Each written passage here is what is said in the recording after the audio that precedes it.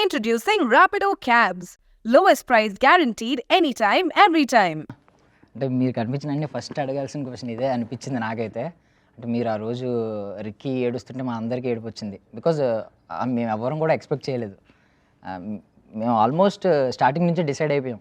మీరే మీరే మీరే అందరికీ చెప్పుకుంటే ఎవరు అడిగినా కాన్ఫిడెంట్గా చెప్పేసి పెద్ద ప్రెడిక్షన్ మాస్టర్ లాగా. అంటే మేము షాక్ అయ్యాము. రిక్కీ ఏడుపు చూస్తే మాకు ఏడుపు వచ్చింది. దానికి చాలా బాధ అనిపించింది. పాపం రిక్కీని అక్కడ మీరు కన్సోల్ చేయలేకపోయారు. సో ఇంటికి వెళ్ళిన తర్వాత అంటే ఏమైంది, ఇంటి దగ్గర ఏం జరిగింది, పాపం ఎలా ఓదార్చారు నాకు అర్థం కాలేదు. అదొక అంటే నేను ఒకటే నమ్ముతాను లైఫ్లో ఎప్పుడు కూడా, మనకి విన్నింగ్ లాస్ కన్నా కూడా మనం ప్రేక్షకుల హృదయాలను గెలిచామా లేదా అనేది ఇంపార్టెంట్. నా దృష్టిలో ఇలాంటి రియాలిటీ షోల్లో విన్ అనేది ఒక లాటరీ టికెట్ లాంటిది. సో అక్కడున్న 5గురిలో ఎవరో ఒకళ్ళు గెలవాలి, గెలిచారు అంతే, అది లక్.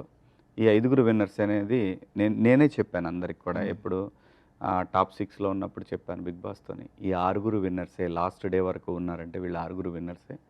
సో అదొక ఫార్మాలిటీ కాబట్టి ఎవరు గెలిచారనేది, లేకపోతే అందరి ప్రేక్షకులు నచ్చకపోతే అంత దూరం రారు. అదే విషయం రిక్కీకి కూడా తెలుసు. కాకపోతే ఏంటంటే ఆడు అట్లా చూడటం, నన్ను ఆ ప్లేస్లో 3rd ప్లేస్లో చూడటం వాడికి నచ్చలేదు. ఎందుకంటే అందరు కూడా మీరు ఫిక్స్ అయినట్టే అందరూ ఫిక్స్ అయ్యారు విన్ ఎవరు గెలుస్తారు ఇది అనేది. సో ఏది ఏమైనప్పటికీ ప్రేక్షకులు ఎవరు విన్ చేయాలి అని అనుకున్నారో వాడే విన్ అయ్యాడు, ప్రశాంత్. ఆ విషయం రిక్కీకి కూడా తెలుసండి. కాకపోతే ఏంటంటే ఫాదర్ ఓడిపోవటం వాడికి నచ్చలేదు అంతే. ఎవరైనా కొడుకు ఓడిపోయిన తండ్రికి నచ్చదు కదా, అది నచ్చకపోవటం అనేది ఎమోషన్. సేమ్ ఇంటికి వెళ్ళింది ఇంటి దగ్గర లేదు, ఇక్కడే స్టేజ్ మీదనే మర్చిపోయాడు వాడు.